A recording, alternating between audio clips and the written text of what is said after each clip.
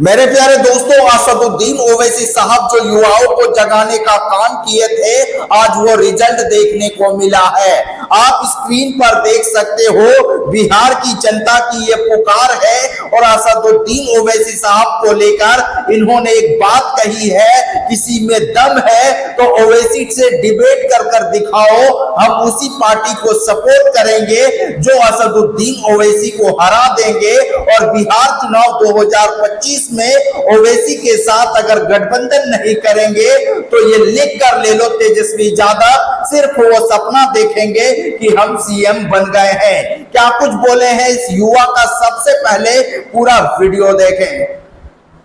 ओवैसी को महागठबंधन में शामिल नहीं करती है तो सीएम तेजस्वी यादव नहीं बन पाएंगे और हम नहीं बन पाए, किसी भी सूरत हाल में नहीं बन पाएंगे, क्योंकि वीआईपी से ऊपर हुआ। जब मुकेश सहनी का ना कोई एमएलए है, ना कोई एमपी है, ना कोई पार्टी है पड़ा, उनको यहाँ 60 सीट की मांग है। अब आज आप डिप्टी सीएम की मांग कर रहे हैं और असदुद्दीन ओवैसी के पहली बार 5 एमएलए सीट के चल गए, उनका पार्टी तोड़ने का काम तेजस्वी यादव किए, 4 एमएलए तोड़ के ले लिए, उनके बावजूद भी असदुद्दीन ओवैसी को अपने पार्टी में शामिल नहीं करने। इसको बेरामा सिर्फ मुसलमानों का वोट चाहिए उसको, लेकिन मुसलमानों का फिक्र नहीं है।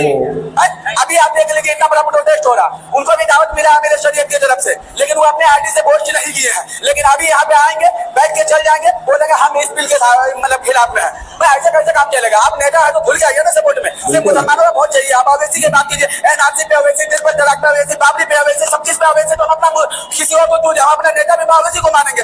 सीधी बात है, हिंदुस्तान में उससे बेस्ट अगर कोई एमपी आपको नजर आ रहा तो हमको बता दीजिए, 2 मिनट बैठा के लाइव करवा देंगे डिबेट। अगर जीत गया तो हम लोग उसके पीछे चलेंगे। क्या बात है। तो दोस्तों, आप लोगों ने सुना, ओवैसी के साथ जो भी डिबेट करेंगे जीत जाएंगे और असदुद्दीन ओवैसी को डिबेट में हरा देंगे तो हम उनके साथ जाने के लिए तैयार है।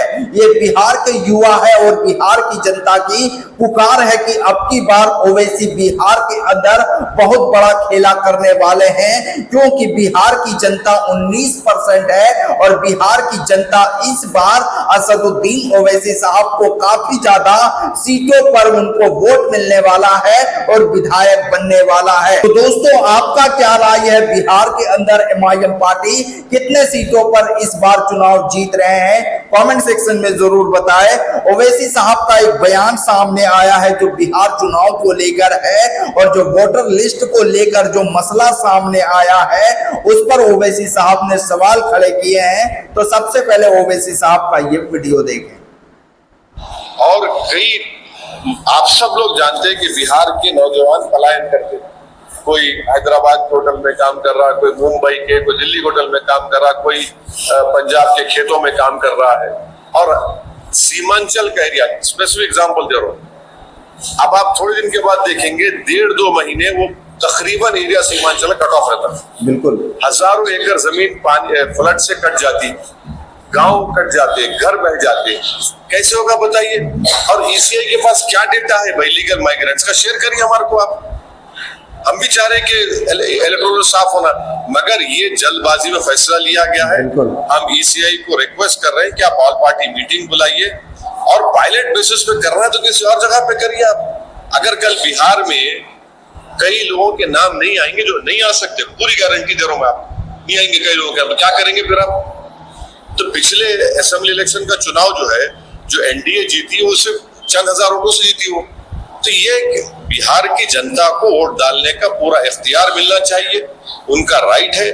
हाँ, अगर कोई चीज गलत है उसे सही करिए, मगर ऐसा तो नहीं करेंगे ना आप। बिल्कुल आप आर्बिट्री तरीके से कर रहे हैं election commission of India. Election commission of India को चैलेंज देखिए, चैलेंज नहीं, हम उनको बता रहे हैं। बिल्कुल चैलेंज का सवाल नहीं, वोटर का नाम नहीं आएगा। आप मेरे को बताइए कि मैं जितनी बातें आपसे कहा हूं उसका मतलब क्या है?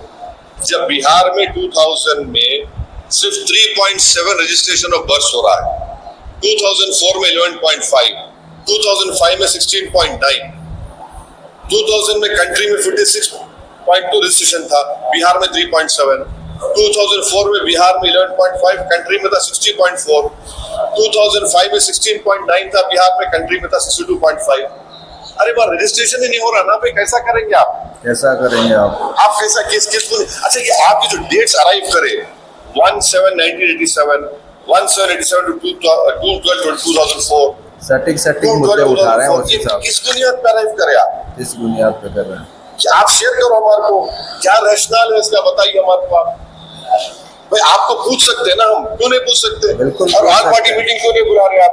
अब 2024 के पार्लियामेंट इलेक्शन में जो लोग वोट डाले, अब वोट नहीं डाल सकेंगे वो लोग, अच्छा, वो कैसा होगा बताइए सही आप। बात है, सही सवाल किए हैं। आप समरी रिवीजन करके उनका कट भी जाएगा तमाम वो लोग। चीजों को सही कर सकते थे आप। यही हम वोटर इलेक्शन लिस्ट से कमीशन ऑफ ना। इंडिया से रिक्वेस्ट कर रहे हैं। सर आपने लेटर लिखा है इलेक्शन कमीशन को, क्या कोई जवाब आया?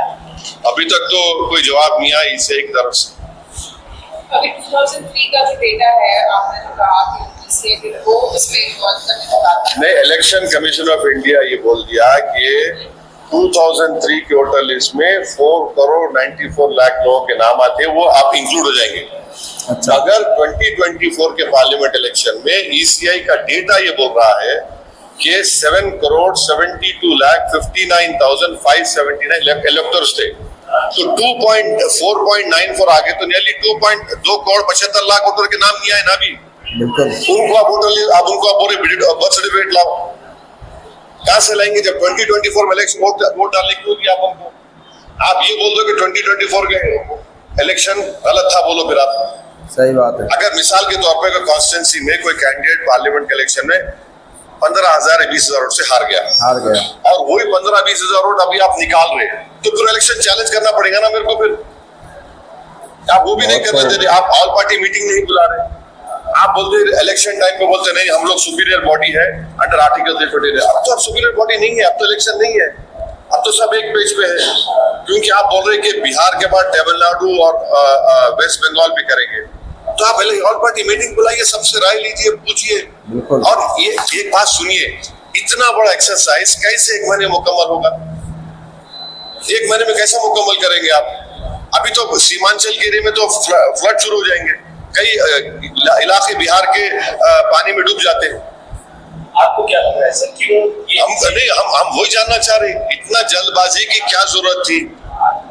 आपने देखिए, आपको बता रहा हूँ, इलेक्शन कमीशन ने जनवरी 2025 तक यही कहा था, यही सोच रहे थे कि यही समरी रिवीजन के ऊपर इलेक्शन होगा, राइट? अचानक आपने फैसला लिया। अच्छा, डेट्स में आपको बोलो, स्पेसिफिक डेट्स आप देख लीजिए। 23 अप्रैल को इलेक्शन कमीशन ने पॉलिटिकल पार्टीज के बीएलओस को, माने 10 रिकॉग्नाइज्ड पॉलिटिकल पार्टीज को 2 डे का ट्रेनिंग दिया। कब दिया? 23 अप्रैल 2025। आप बोले SIR होगा। फिर आपने 26 मई 2025 को इलेक्शन कमीशन ने क्लेम किया कि वो BLOs, EROs की 4 स्टेट की ट्रेनिंग देंगे, जिसमें बिहार नहीं शामिल था। तो उसमें क्या SIR का कोई बात हुई क्या? अच्छा, अब जब कमीशन ये बोल रहा है कि ये किस लिए कर रहे हैं आप ये बोल रहे हैं कि rapid urbanisation, frequent migration, non reporting of deaths. तो दोस्तों, आप लोगों ने सुना बैरिस्टर असदुद्दीन ओवैसी साहब जो बिहार चुनाव 2025 को लेकर वोटर लिस्ट का जो मामला सामने आया है उस पर ओवैसी साहब ने बेबाक अंदाज के तरीके से, और ओवैसी साहब ने जिन जिन मुद्दों को उठाया है उससे अगर आप लोग सहमत हो, बिहार चुनाव के अंदर जो वोटर लिस्ट आएंगे उनमें अगर किसी का नाम कट जाएंगे, उस पर ओवैसी साहब ने सवाल उठाया है कि 2024 चुनाव में कैसे हुआ, जो लोग 20,000 25,000 वोटों से जीते हैं, अगर उनका वही नाम कट जाते तो ये काफी ज्यादा फर्क होता। तो ओवैसी साहब का ये सवाल था, आपका क्या राय है जरूर बताएं।